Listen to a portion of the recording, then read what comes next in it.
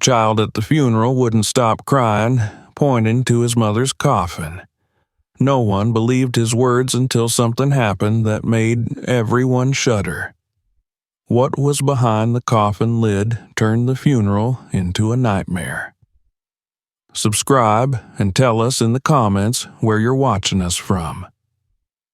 The church was filled with the low murmur of grief. Heavy raindrops pattered against the stained glass windows, their rhythmic drumming blending with the hushed sobs of mourners. A scent of damp wood and melting candle wax thickened the air, adding to the suffocating weight of sorrow. The dim light from flickering candles cast elongated shadows along the stone walls, making the cavernous space feel even colder than it already was. At the center of the church, a gleaming black coffin rested upon a polished oak stand. Its golden handles reflected the flickering light, and the sight of it alone seemed to drain all warmth from the room. Around it, floral arrangements had been carefully placed. White lilies, a symbol of purity and peace, though their fragrance did little to mask the stale air of grief. The coffin's presence loomed over the gathered crowd, as though the finality of death itself stood among them.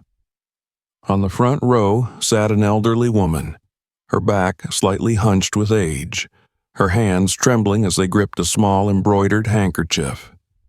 Miss Williams, the mother of the deceased, barely moved, her shoulders rising and falling in uneven breaths. Her face was lined with sorrow, her eyes dark and swollen from sleepless nights. She had outlived her daughter, and there was no greater pain than that. Beside her, a small child clung to the fabric of her mourning dress, his tiny fingers curled tightly into the black fabric.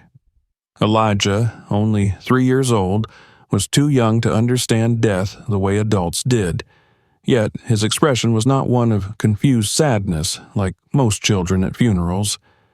His tear-streaked face was twisted in something deeper, something raw and unrelenting.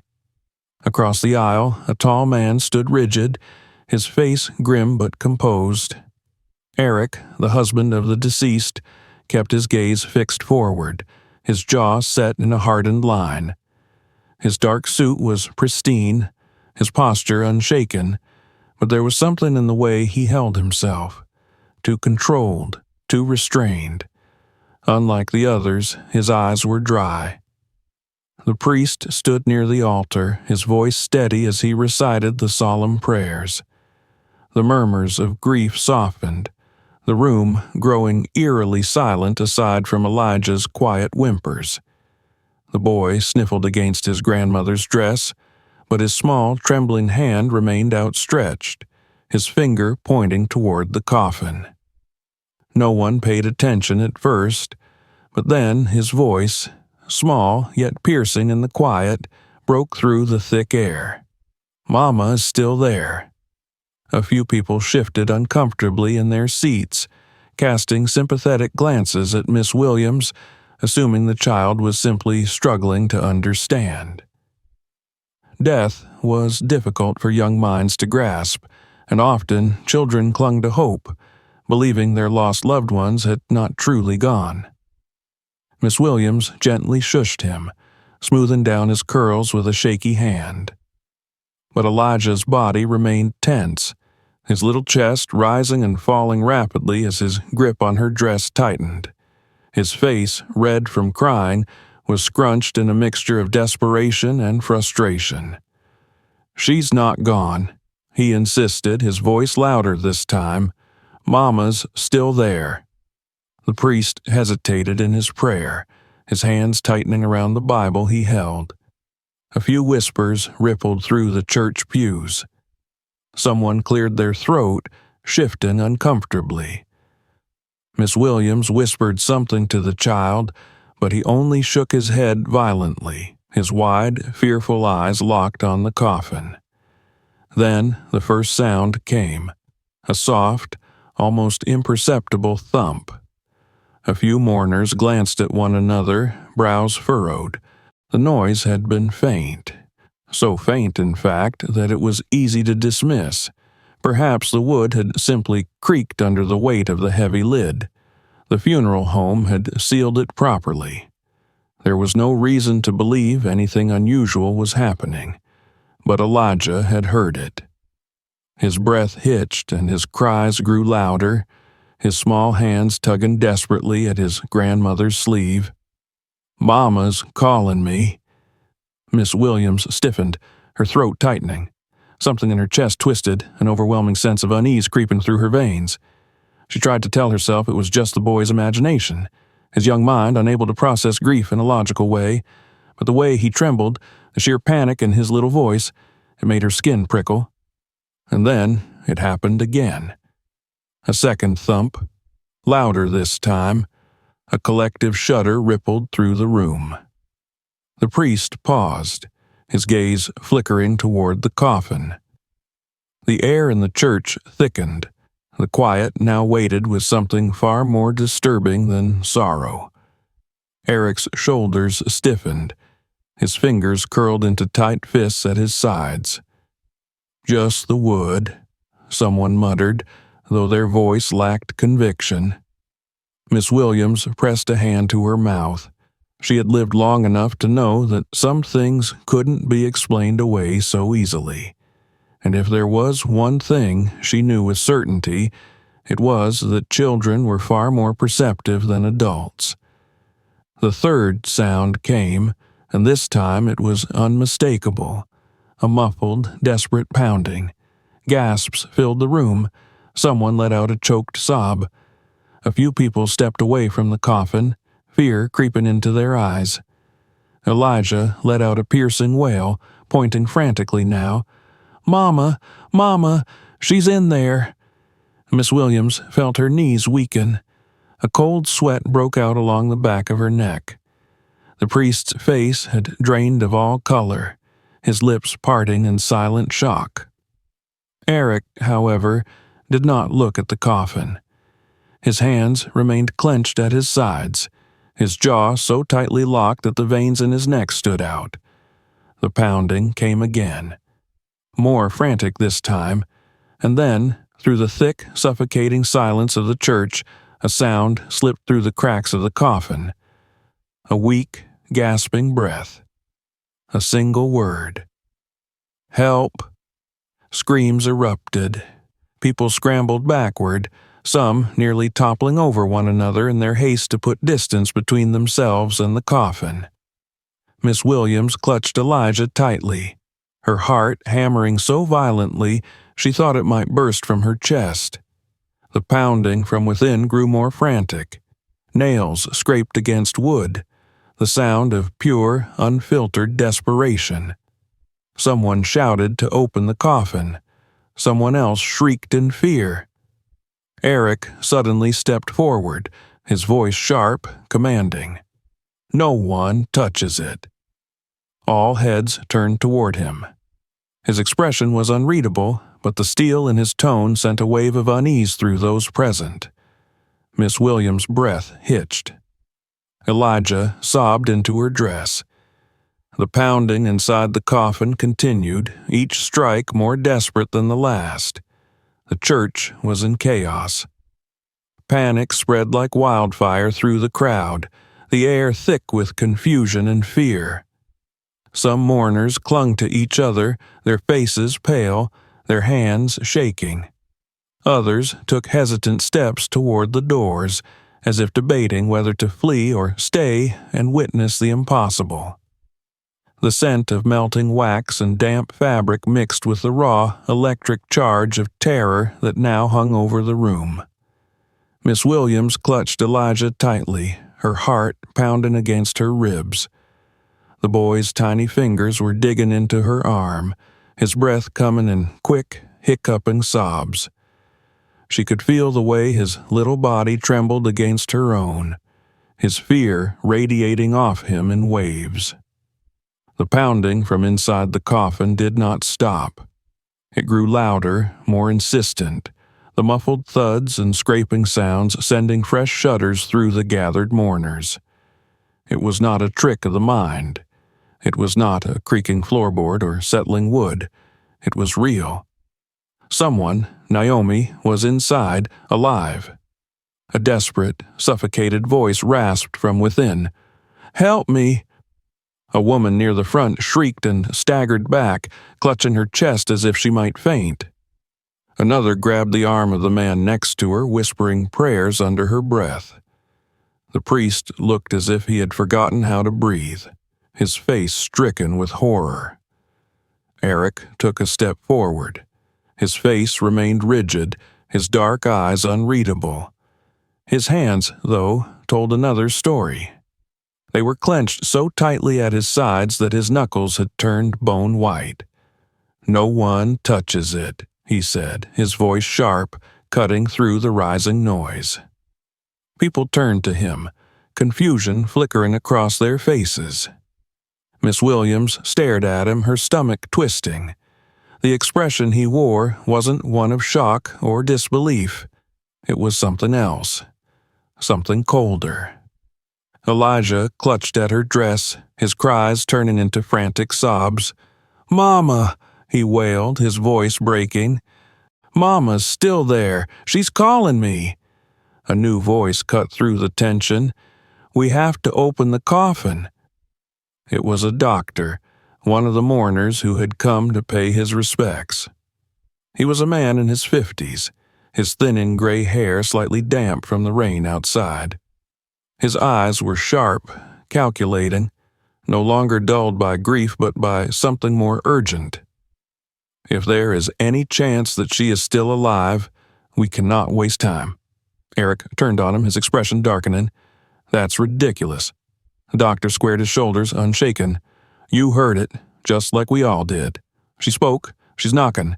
That is not decomposition gas. That is not shifting wood. That is a living person, and we are wasting time." More voices rose in agreement. Miss Williams felt the tension coil in her stomach like a vice. Her mother's instincts screamed at her that something was wrong, more than just the horror of discovering her daughter might still be alive. Something was wrong with Eric. Elijah knew, she whispered to herself. The child had known all along. Eric took another step toward the coffin. "This is madness," he snapped. "We are not desecrating Naomi's body. She is gone. This is nothing but hysteria." But no one was listening to him anymore. The priest hesitated for only a moment before making a decision. "Open the coffin." Eric whirled on him. "You can't." The priest met his gaze, steel in his voice. "This is not up to you." The funeral director, who had been hovering near the back, stepped forward reluctantly. His hands were shaking. He looked like he wanted to be anywhere but here. I need tools to unseal it," he stammered. "It was closed properly." "Then get them," someone snapped. There was a shuffle of movement. Someone left to fetch what was needed. The priest moved toward Miss Williams, his expression sorrowful but determined. "We must be prepared," he said softly. "If she has been inside for too long." Miss Williams pressed a trembling hand to her mouth. She knew what he meant. Even if Naomi had survived this long, she might not be in any condition to be saved. But she had to know. Minutes felt like hours. The tension in the church was unbearable, the air thick and heavy with dread. Elijah refused to move from Miss Williams' side, his little face streaked with tears. Finally, the funeral director returned, his face pale. In his hands were the tools needed to unseal the coffin. The first sound of metal scraping against wood made the entire congregation shudder. Eric was visibly tense now, his jaw locked so tightly it looked as if his teeth might crack. His hands twitched at his sides, his shoulders rigid. Miss Williams watched him, her unease deepening. He did not look like a man waiting to be reunited with his wife. He looked like a man waiting for a verdict. The funeral director worked quickly, sweat beading on his forehead. Each movement of his tools sent sharp noises through the silent room. The nails that held the lid in place groaned as they were pried free. A final crack. The lid loosened. Silence fell. A pause. The priest swallowed. "Open it." The funeral director hesitated, then reached forward with trembling hands. The lid was lifted. The first thing Miss Williams saw was movement. Naomi gasped. Her chest heaved. Her eyes, bloodshot and wide with terror, darted frantically around the church as if searching for something, someone. Her hands jerked slightly, weak and trembling. Her lips parted, a raw, rattling breath escaping her throat, and then a whisper, a single, hoarse whisper. "Elijah!" The boy let out a sob. "Mama!" Gasps, cries, whispers filled the church. Naomi was alive, barely. She was pale, her skin waxy with dehydration. Her lips were cracked, her fingers trembling as she struggled to move. But she was there. She was breathing. The doctor sprang into action, moving toward her, checking her pulse, speaking to her in hushed, urgent tones. Eric took a step back. Miss Williams saw it. The way he recoiled, the way his body tensed, his breath hitched. And in that moment, she knew. This was no accident. This was not some mistake of medicine, not some terrible misjudgment. This was deliberate. She looked at Eric again, and this time she saw him for what he really was. The air in the church was suffocating. The discovery of Naomi alive had sent shockwaves through the mourners, leaving them paralyzed with a mixture of awe and horror. The whispers, the gasps, the trembling hands pressed against mouths in disbelief. None of it compared to the realization that someone had tried to bury her alive. Naomi's body was weak, but her mind, though hazy, flickered with the growing understanding of what had happened to her. Her breathing was shallow, her skin clammy, and the doctor, his face grim with urgency, shouted for someone to call an ambulance. Elijah struggled against Miss Williams' grip, trying to reach his mother. His little hands grasped at the air as if afraid that, at any moment, she might vanish again. Eric had not moved. His feet were rooted to the ground, his hands balled into fists so tight that the veins in his arms bulged. His eyes, dark and unreadable, flickered between Naomi and the gaping coffin. Miss Williams could feel the weight of something terrible in the air. It clung to them like a thick fog, suffocating in its intensity. She turned her gaze toward Eric and saw what she had feared from the moment Naomi's fingers had twitched inside that coffin. He was not relieved. He was not shocked like the others. He was horrified, but not in the way that a grieving husband should be. The first wail of sirens cut through the thick, stifling silence. Red and blue lights flickered through the stained glass windows of the church, casting eerie, shifting shadows along the walls. The sound of footsteps, of hurried voices, of the priest murmuring frantic prayers all blurred into the background. Paramedics rushed in, their presence snapping some people from their frozen state. They swarmed around Naomi, assessing her condition, checking her pulse, speaking to her in clipped professional tones. One of them pulled out a small flashlight, lifting her eyelids and checking her pupils. "She's severely dehydrated," one of them said. "Her vitals are weak, but she's stable for now. We need to get her to the hospital immediately." Naomi's lips moved. It was a whisper, so faint that only those closest to her could hear. "Eric." Miss Williams stiffened. Elijah, his small face still wet with tears, reached for her again. "Mama." One of the paramedics carefully lifted him, placing him next to her. Naomi's trembling fingers brushed against his cheek, and for the first time the boy's cries quieted. His breath hitched in relief, his little fingers curling into her dress as though afraid to let go.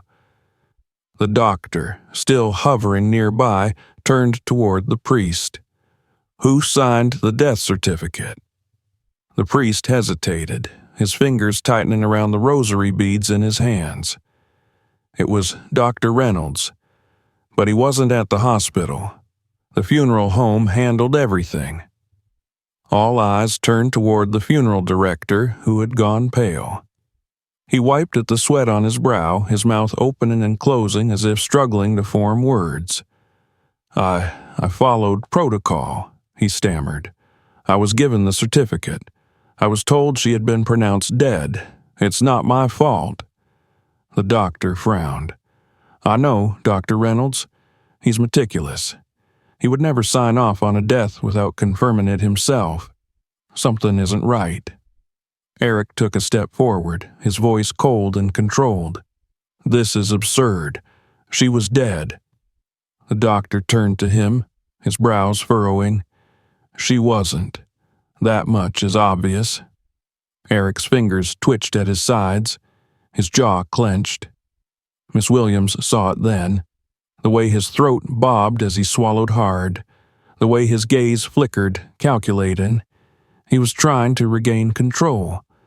She took a deep breath, her voice steady despite the fear curling in her gut.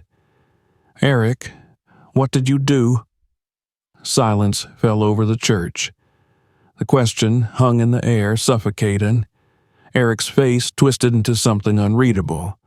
He opened his mouth, but before he could speak, the priest stepped forward. "I believe we need to take this matter to the authorities." Eric's mask cracked. It was subtle, the briefest flash of something raw and dangerous in his expression. His hands, once steady, curled tighter into fists. The paramedics began moving Naomi, lifting her onto the stretcher. She moaned softly, her body still weak, but her fingers twitched again, reaching toward Elijah, toward safety. Miss Williams felt the tremor in her own hands as she turned toward the nearest officer who had arrived along with the ambulance. "You need to investigate. This was no accident." The officer glanced at her, then at the open coffin, his expression hardening. Eric took another step forward, his voice firm, but there was something off in his tone. "I think you're all letting hysteria get the best of you. Naomi was pronounced dead. This is an unfortunate mistake, but nothing more." The doctor scoffed. "A mistake? A woman was buried alive." The officer's gaze sharpened. "I need to see that death certificate." The funeral director hesitated. His hands shook as he reached for the documents, fumbling through them before handing them over. The officer scanned them, his frown deepening. "This is strange," he muttered. "This doesn't match the hospital records." Eric's lips parted slightly, but he said nothing. Miss Williams took a slow step toward him, her voice barely above a whisper. "You did this?" Eric's entire body tensed. "That's ridiculous." But it wasn't, and now everyone in the room could see it. The doctor folded his arms, his voice firm. "We need to speak to the hospital. If this was falsified, we'll find out soon enough." Eric's expression darkened. The police officer's voice cut through the air, sharp and unwavering.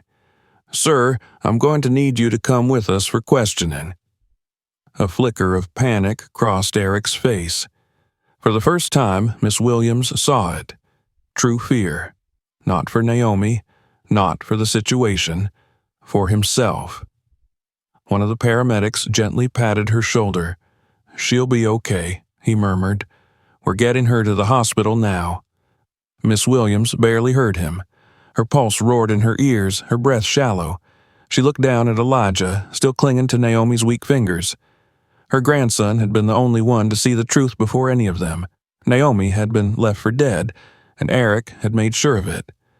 The hospital smelled of antiseptic and sterile linens, the sharp scent cutting through the lingering dread that clung to Miss Williams like a second skin. The fluorescent lights buzzed overhead as she sat beside Naomi's hospital bed, her hands folded tightly in her lap. The rhythmic beeping of the heart monitor was steady, reassuring, but every so often Naomi let out a soft whimper in her sleep, her body twitching as if reliving a nightmare she could not wake from. Elijah sat curled up against his mother's side, his tiny fingers tangled in the fabric of her hospital gown. He refused to let go, even when the nurses had tried to move him. They had eventually relented, allowing him to stay as long as he remained still. He had barely spoken since they arrived, but every now and then he would press his small face against Naomi's arm and whisper, "Mama's here," as if convincing himself that she would not disappear again. Miss Williams reached out, smoothing back a stray curl from Naomi's forehead. Her daughter's skin was still far too pale, her lips dry and cracked despite the IV fluids steadily dripping into her veins. The doctors had assured them that she would recover, but the psychological wounds, those would take much longer to heal. Footsteps echoed in the hallway. Miss Williams turned just as the door opened, and a familiar figure stepped inside. It was Matthew, the doctor who had first insisted on opening the coffin. He carried a folder under his arm, his expression grim but composed. "The police have everything they need," he said, closing the door behind him. The death certificate was forged.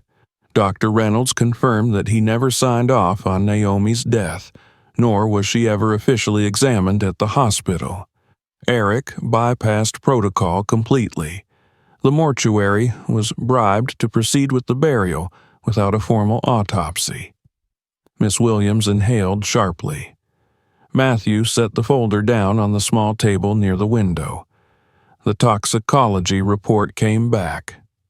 He hesitated, his mouth pressing into a thin line.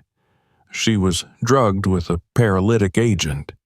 It slows the heart rate to the point where it's nearly undetectable.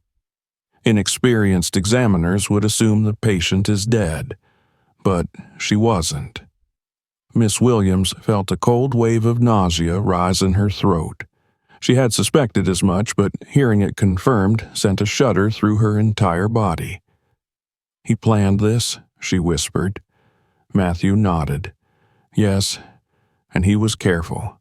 The drug metabolizes quickly, leaving very little trace after a few days. If Naomi had been buried permanently, there would have been no evidence left by the time anyone suspected foul play." Miss Williams turned her gaze back to Naomi. Her daughter had been inches from death, trapped in darkness, alone, suffocating. If Elijah hadn't insisted, if the coffin had been lowered into the ground and sealed beneath the earth, she shuddered. The thought was too much to bear. A sharp knock on the door interrupted her thoughts. A uniformed officer entered, his expression unreadable. Miss Williams recognized him from the church.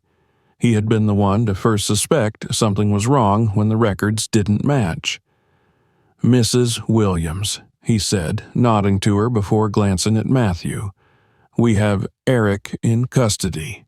He tried to leave town late last night, but we picked him up on the highway. He had a bag packed, cash, fake IDs. He was planning to disappear." Miss Williams tightened her grip on the edge of Naomi's blanket. "And now?" The officer's jaw twitched. "He's being charged with attempted murder, fraud, and falsification of documents. He won't be able to buy his way out of this one." There was a silence. The weight of it was heavy. Naomi stirred, her fingers twitching slightly.